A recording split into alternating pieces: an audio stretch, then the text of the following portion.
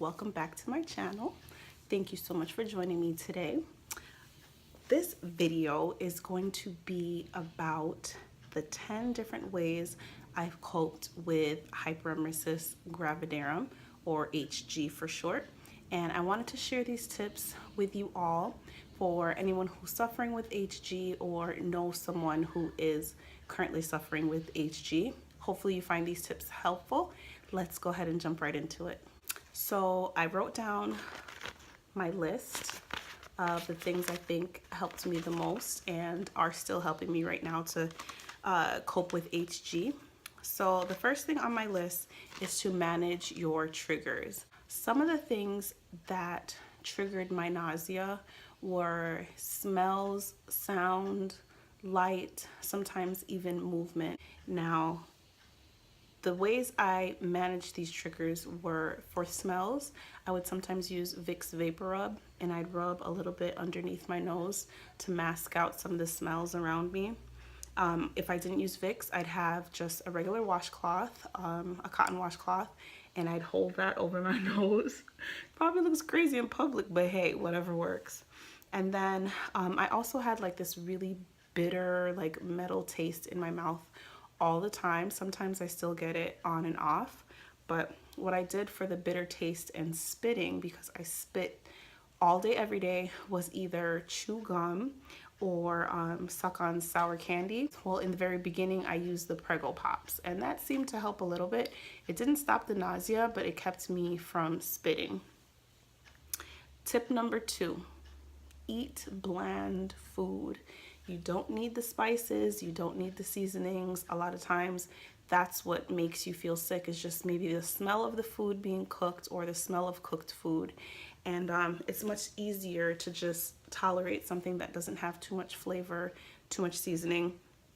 And some of the things I was able to eat while being very, very sick were crackers, toast, oatmeal, fruits, rice, different things like that.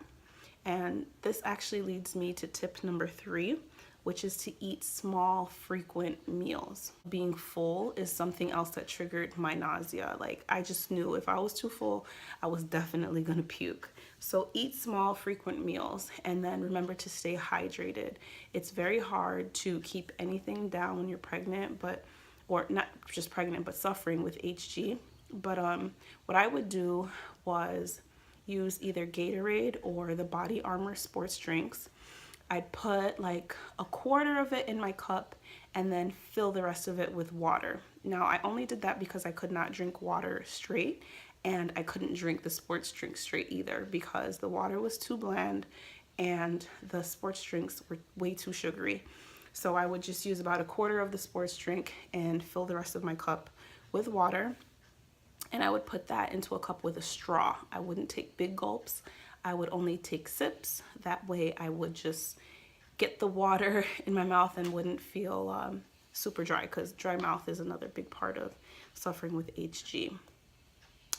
Tip number 4, ask for help. Do not be afraid to ask your loved ones or friends for help. You will need it if you are extremely sick. If you have a severe case of HG, and I don't mean morning sickness where you're kind of sick and sometimes throw up. I mean throwing up all day, every day, not being able to keep food down.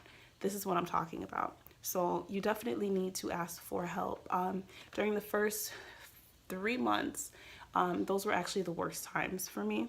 And I got the most help from my husband, my mom, and my dad, and sometimes my little brother. We were lucky enough to have just moved back home to my mom's house, and I had all the help that I needed. My mom did the laundry, she helped with the cleaning and cooking. My husband was fully responsible for the boys. That meant, helping them with homework, getting them ready for bed, keeping them entertained, because I spent my entire day in bed, in our bedroom. I barely left our bedroom. So getting help or asking for help is definitely something that's very important when you are that sick. Tip number 5, take medication regularly. Now, for most people, I think with morning sickness, they don't really get prescribed anything for it. The home remedies and natural remedies usually work well enough, or they find just different things that work for them when they are nauseated. When you are diagnosed with HG, your doctor will most likely prescribe medications for you. When I was first diagnosed in the ER, I was prescribed diclegis, and the diclegis lasted for about 14 days. And after that medication, I actually found out that our insurance did not cover it. So I spoke with my doctor, and she prescribed, or she advised me to start taking Unisom and vitamin B6. Both of those things can be found over the counter, and it's way cheaper than purchasing diclegis if your insurance does not cover it. So that's what I did. I substituted the diclegis with the Unisom, and I noticed it pretty much worked the same way. So if you are prescribed medication, you want to make sure you're taking your medication regularly and as prescribed by your doctor. Tip number 6 is to find activities to do in bed, especially if you have other children at home or a child that's not in school yet. You want to make sure you find things to do in bed with that child, or even things for you to do by yourself to stay entertained. With my 3-year-old, I purchased flashcards, puzzles, crayons, construction paper, coloring books, different things that we can do in bed while laying down, and he felt, entertained and had fun doing them. For myself, I would watch YouTube videos, sometimes watch movies. I couldn't really read books. I didn't read much, but I definitely watched videos and watched movies. I did a lot of prayer, a lot of meditating during the times where I would be in bed, and to be going through such a terrible time, it can be very depressing. Suffering with HG is definitely physically draining, and it is also mentally and spiritually draining, in my opinion. I just felt so isolated and so alone and away from my family because I couldn't, come out into the living room or the dining room to have dinner. The best thing for me was to just lay in bed, and not only in bed, but just in the dark sometimes. My husband would work his hardest to keep our boys quiet because even the noise just made me feel even more sick.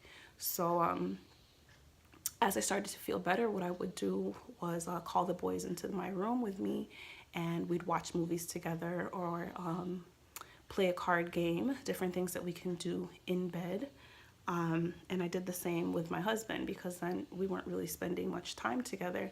So when we could, and when I was, feeling well enough, we'd watch movies together. So that's another important thing, is to find things that you can do while in bed, or if you are able to maybe lay on the couch or in a recliner, find things that'll help you to just stay put.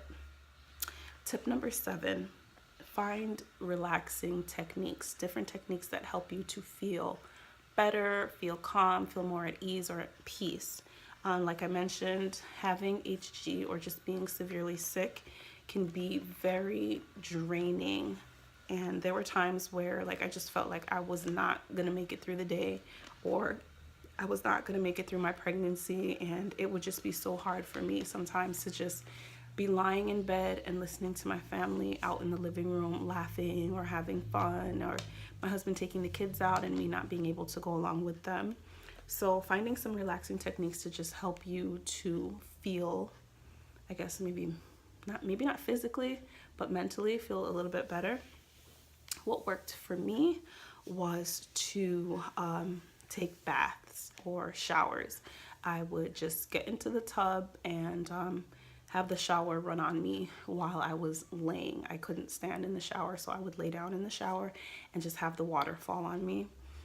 Music also helped. I'd lay in bed, put my little earbuds in, and get lost in my music. Deep breathing. A lot of times right after I would eat, I'd have a hard time keeping down my meal. So what I would do was just slowly take deep breaths, focus on my breathing in order to keep my food down. And it also helped me to feel more relaxed.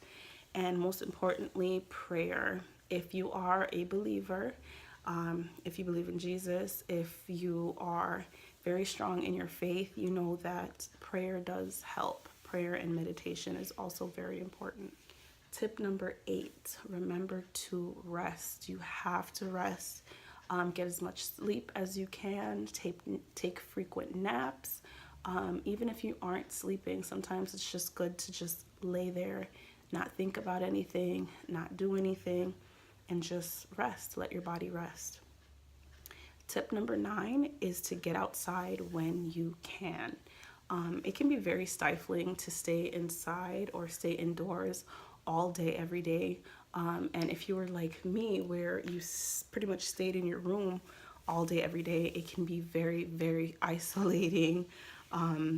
What I did to kind of help with that, not so much to feel so isolated, I would take phone calls from my closest friends and family members. A lot of times people in the beginning, people didn't know I was pregnant, so they wouldn't understand why I wouldn't take their calls or why I wouldn't sound so bright on the phone. So just my closest friends and family members who knew I was pregnant, I would take their phone calls, and I would reach out to them, and they'd reach out to me, so I wouldn't feel so alone. And there was one time, I think I was about 9 weeks pregnant, when I had to go get my blood drawn.